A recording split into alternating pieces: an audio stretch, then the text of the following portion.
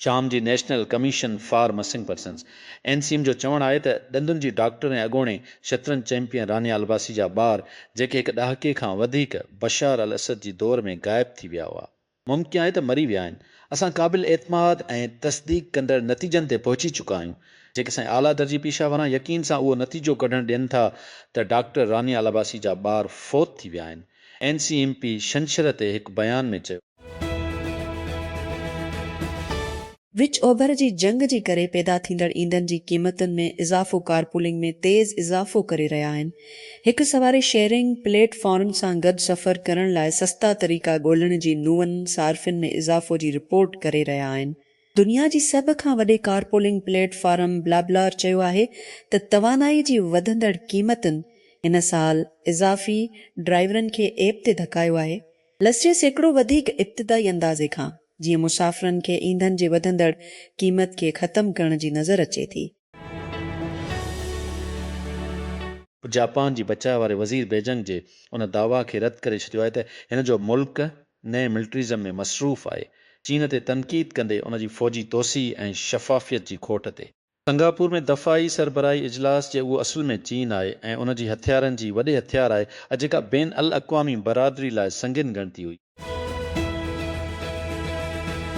France में police 3 खां वधीक माण्हुनि खे हिरासत में वठी छॾियो आहे। पेरिस में परचदत झड़पूं शुरू थियण खां पोइ जॾहिं हज़ारनि माण्हू रोडनि ते निकिरी आया त पेरिस सेंट जर्मेन जी चङी फ्रांस में छंछर जी फाइनल में फ़तह लाइ मुक़ररु कया विया जिन में पेरिस में चुरस शामिल आहिनि। गुज़िरियल साल मुक़ाबले में पए एस जे खटण खां पोइ बदामनी ख़तमु थी वई। पेस्ट्राम जूं लाइनूं रोकियूं वयूं केतिरनि ई मीटर जॻह ते रोकी वई त जीअं परेशान खे घटायो वञे। अमरीकी सदर डोनाल्ड ट्रंप चयो आहे त हिन ईरान खां ज़मानत वरिती आहे त उहो एटमी हथियार न ठाहींदो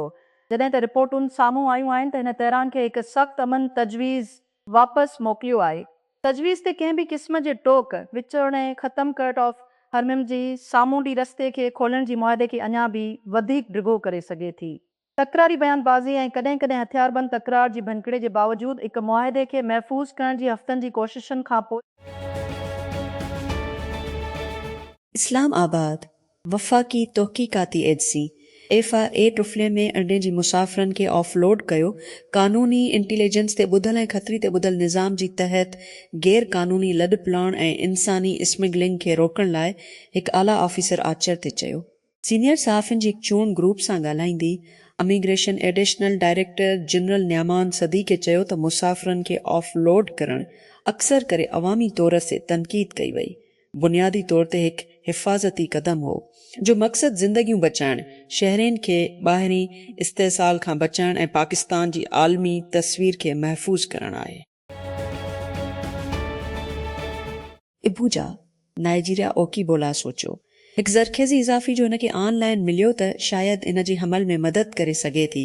उन जे बदिरां उन खे खणण जी ॾींहुं अंदरि उहा सांस वठण लाइ जदोजहद कई। हिन जो तजुर्बो गैर तस्दीक थियल जड़ी बूटियुनि जे इलाज में वधंदड़ ऑनलाइन वापार खे ज़ाहिर करे थो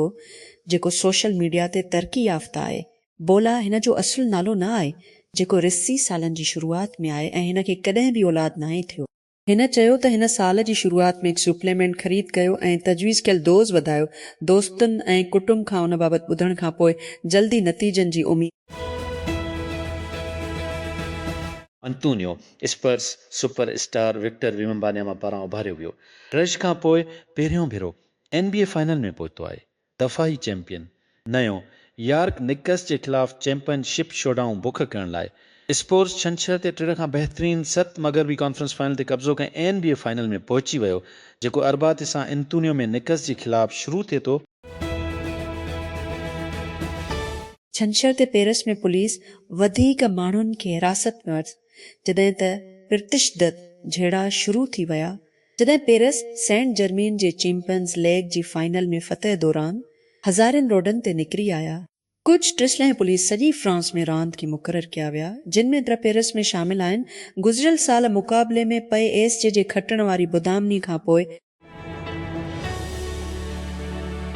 सर्जरी खे ऑपरेशन बि चइबो आई ऐं जिन्हनि जाइ ते उहो कयो वेंदो आई उन खे ऑपरेटिंग थिएटर चइबो आई। सर्जरीअ जी सभिनी क़िस्मनि खे संजीदा सम्झियो वञे। इहो केतिरो संजीदा थी सघे थो जो हिकु आम अंदाज़ो उहो आहे त छा उहो मुक़ामी या आम एनज़ीशिया जी तहत कयो वेंदो अॻूणो हिकु तरीक़ो दाख़िल करे थो जंहिंखे डिघी मुद्दत जी इस्पताल जी बिहाले जी ज़रूरत नाहे जॾहिं त बाद में उन जी ज़रूरत आहे छो त सर्जरीअ जी वधीक नागवार तबियत ऐं आम एनज़ीशिया खां बिहाले जी करे गुज़िरियल हफ़्ते जी कालम में मूं बहस कयो त कीअं कुझु पाकिस्तानी मोरखनि रंजीअ खां पोइ रियासत तरफ़ां ठाहियल रिजत पसंद क़ौमी दास्तान खे चैलेंज कयो जॾहिं मुल्क जो मशरक़ी वंग परतशदत तौर ते बंग्लादेश बणिजी वियो छडीज़िया खां पोइ जी रवायत सियासी इस्लाम खे वधायो उन खे सडीज़ी में सरकारी तौर ते पाकिस्तान नज़रिया जो नालो ॾिनो वियो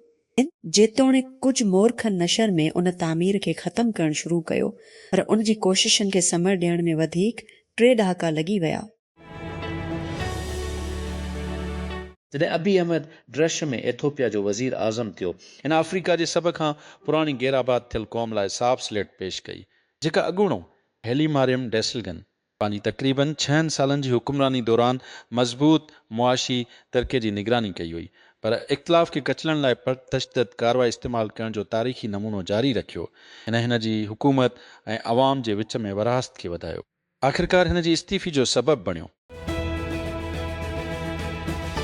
कोइटा जे ॿी सूरत में सिज लहण वक़्तु बि ट्रैफ़िक नॉर्मल हुई ॿिए सूरत में तमामु घटि ऐं तंग इस्पनी रोड ते जीअं मां नूरी नसीर ख़ान कल्चरल आर्टिस्ट कैफ़ी में दाख़िल थियुसि दाख़िलात कैफ़ी जो हिकु साइन बोर्ड मूंखे 2 नंढड़नि अलॻि बाग़नि ॾांहुं वठी वियो जंहिंजी साम्हूं साई काठ जी उॾावत हुई उहो नंढड़ो कैफ़ी हो जिते अटकल हिकु दर्जन माण्हू 4 ग्रुपनि में वेठा हुआ गर्मी दुनिया जे केतिरनि ई हिसनि में ज़िंदगी जे हिकु ख़ासि ख़सूसियत बणिजी रही आहे उहो असरअंदाज़ थिए थो त शहर कीअं ठाहिया वञनि था केतिरी बिजली इस्तेमालु कनि था जॾहिं माण्हू ॿाहिरि कमु करे सघनि था ऐं वधंदी कीअं हुकूमतूं हंगामी हालतुनि लाइ तयारु आहिनि वर्ल्ड मेट्रोलॉजिकल ऑर्गेनाइज़ेशन जी ताज़ा ख़बरदारीअ मां मालूम थिए थो त उहे दबाव तेज़ थियण जा इम्कान आहिनि त आलमी दर्जा हरारत ईंदड़ 5 सालनि दौरान रिकॉर्ड सतह ते या उन जी वेझो रहण जो इम्कान आहे हिकु मज़बूत इम्कान सां त दुनिया ॾहाकी ख़तमु थियण खां अॻु रिकॉर्ड ते पंहिंजी गरम तरीन साल जो तजुर्बो कंदी बलोचिस्तान में बग़ावत रियासत लाइ मुख़्तलिफ़ मसइलनि खे जनमु ॾिनो आहे जेका अञा ताईं उन जी हरकियात खे पूरी तरह सम्झण लाइ जदोजहद करे रही आहे शायदि सभ खां वॾो चैलेंज सूबे में बदामनी जी वज़ाहत करणु ऐं उन में किरदारु अदा कंदड़ अंसरनि जी निशानदी करणु आहे जेतोणीकि इहा बग़ावत खे सम्झण जी कोशिश करे थी रियासत नौजवाननि ते ख़ासि तौर ते पढ़ियल लिखियल माण्हुनि ते जिन खे इहा बदामनी जी अॻुवाणी सम्झे थी इहो उन्हनि खे मसइले जी बुनियादी तौर ते ॾिसी थो जंहिंखे उहो बयानु करण जी मुहिमुनि ऐं कुझु तरगीब ज़रिए हल करणु चाहे थो जल्दी इस्लाह जी ॻोल्हा में उहो तेज़ नतीजनि जी उमेद रखे थो जॾहिं उहे मादी नथा थियनि उहो उन्हनि नौजवाननि खे बदनाम करे थो जेको उहो असर अंदाज़ करणु चाहे थो असुल स्टार वार फिल्म जी ऑस्कर एवॉर्ड माणींदड़ एडिटर मार्सिया लोकास पर्स हलनि जे ॼमार में फ़ौत थी वई आहे लोकास जेको पहिरीं 3 फिल्मनि जी ठाहिण दौरान शादी कई हुई खलाई सागा जी शुरूआती कामयाबी जे पोयां हिकु अहम तख़लीक़ी क़ुवत सम्झी वेंदी हुई असुल सेरेज़ खे जज़्बाती खोटाई ऐं बयान जी वज़ाहत सां गॾु कयो वियो Paris Saint Germain PSG Arsenal ख़िलाफ़ चैंपियन जी फाइनल में फतह खां पोइ सॼे फ्रांस में फुटबॉल जे मदहन ऐं पुलिस विच में झड़पवनि हज़ारनि ऑफिसर बुदामनीअ खे मुंहुं ॾियण लाइ मुक़ररु कया विया जेके गादी वारी हंध पेयर्स में बस ट्रेन ऐं रेल सर्विस खे मुतासिर करे रहिया कोइटा पाकिस्तान रेलवे शंशर ते बलोचिस्तान खां 3 ऑपरेशन बैच करे छॾियूं 3 ॾींहंनि जी मुअतले खां पोइ सर्विस बहाल करे छॾे रेलवे अमलदारनि चयो आहे अख़्तियारनि मूजिबि सूबे मां 3 ऑपरेशन मुकमिल तौर ते बहाल कयो वियो आहे हिननि चयो त जाफ़र एक्सप्रेस जी वापसी सर्विस बि मुक़ररु वक़्तु मूजिबि पुशावर खां कोइटा लाइ रवानी थींदे जंहिं सां सूबे ऐं मुल्क जे ॿियनि हिसनि में राब्ता बहाल थींदा सिफ़ारतकारनि खे शिकतान जे बावजूदि हतमी मुआहदे जा आला मौक़िया नज़र अचनि था इसरार कनि था त ॿिन्ही पासनि खां खुलियल तकरार खां पासो कयो वञे एटमी मसइलनि खे बाद में ॻाल्हियुनि में संभालण जो इम्कान आहे अॻूणी सफ़ीर नकम बाबति आहिनि वाशिंगटन सिफ़ारती ज़रियनि जो चवणु आहे त इस्लामाबाद अमरीका ईरान अमन मुआहदे जी बाज़ाब्ता दस्तख़ती तक़रीब जी मेज़बानी लाइ हिकु अहम दावेदार आहे जेकॾहिं मज़ाकिरात कंदड़ कंहिं मुआहदे खे हतमी शुकल ॾियण में कामयाब थी विया पेंटागन जी सरबराह जो चवणु आहे त ट्रंप सिबिर आहे ईरान वटि एटमी हथियारनि खे यकीनी बणाइण लाइ अज़ीम मुआहिदो करणु चाहे थो। गैम्बिया जी झंडनि ॿेड़ीअ ते अमरीकी फ़ौजी फायरिंग ईरान जी नाकाबंदी जी ख़िलाफ़ वर्ज़ी करे रहियो आहे। जंगी सेक्रेटरी दबाउ विझे थो त हू आबनाई खे खोलण सां या बग़ैर कंहिं डील जी ईरान खां पुछे थो त जहाज़नि खे पंहिंजी अहम आबी गुज़रगाहनि सां लंघी रहियो आहे। टीगल सां गॾु अहम आबी गुज़रगाहनि खे अमरीका ईरान अमन ॻाल्हियुनि में किरदार लाइ CDF मनेर जो चवणु आहे त इस्लामाबाद सां सची दोस्ती वधी रही आहे संग वक़्तु जीअं वाशिंगटन ऐं तेहरान जी ॻाल्हियुनि कंदड़ वॾनि इख़्तिलाफ़नि खे ख़तमु करण लाइ कमु करे रहिया आहिनि। हफ़्ते डिघी जंग खे ख़तमु करण जी मुआहिदे खे रोकण लाइ शंशत दफ़ा वारी सेक्रेटरी पेट हिगस ख़बरदार कयो आहे त अमरीका ईरान ते हमला ॿीहर शुरू करण लाइ तयारु आहे जेकॾहिं को मुआहिदो न थियो। यूरोप जी कुझु हिसनि में रूस जी यूक्रेन जी मुकमल पीमानी ते हमले खे हिकु परे ख़तरी वांगुरु महसूसु करे सघे थो, पर रोमानिया में इहा जंग साॼे पासे आहे ऐं वधंदड़ ख़तरनाक आहे। गिलेटिए में उते ख़त में हिकिड़ो सुराख आहे जेको उहो साबित करे थो उतालवी अख़्तियारनि कनी वेस्ट ऐं ट्रेस सुखड़कंस खे अॻिते वधण खां रोके छॾियो आहे। अवामी हुकुम ऐं सिक्योरिटी ख़ुदशात जो हवालो ॾिनो। प्रेफेक्ट सालवातोर एंगिरी जुमे ते ऐलान कयो त 2 वाक़िया जुलाई में उत्तर शहर रेगियो एमिलिया में थियण वारा न थींदा। मक़ामी यहूदी बुरादरी जी दरख़्वास्त जी पुठियां वेस्ट जी गुग खे मनसूख़ करण लाइ कोलंबिया जे परॾेही वज़ारत इक्वाडोर जी सदर ते इल्ज़ाम लॻायो आहे त जान बोझ करे मुदाख़लत उन जी ईंदड़ चूंडनि में जॾहिं हिन हिकु साॼी धर जी उम्मीदवार सां वाइदो कयो त हू महसूलात ख़तमु करे छॾींदो। डीनियल नोबा जमे ते कोलंबिया जी सदारती उम्मीदवार सां गॾु पंहिंजी गुफ़्तगू खे तरतीब ॾिनो, जीअं हिकु इंतिज़ामिया जे इंतज़ार में चयो त ॿई वापारी ऐं सलामती ते हिकु मुआहिदे ते पहुची विया। डेमोक्रेटिक रिपब्लिक ऑफ कांगो में एबोला जी तेज़ीअ सां पखिड़िजण हिकु इंतिहाई ख़तरनाक सूरतहाल पैदा कई आहे। तिबी ख़ैराती इदारी मेडिसिन सैंस फ्रंटियर्स MSF ख़बरदार कयो आहे। MSF जी डिप्टी डायरेक्टर डॉक्टर अलान गोन्ज़लेस चयो त अॻु कॾहिं बि उतना केस रिकॉर्ड न कया विया हुआ। US, बर्तानिया ऐं ऑस्ट्रेलिया जो चवणु आहे त इहे पाणी जे अंदरि ड्रोन टेक्नोलॉजी ठाहीनि जेकी हेठि समुंड जी केबल जी हिफ़ाज़त कनि था ऐं दिफ़ा खे वधाइण लाइ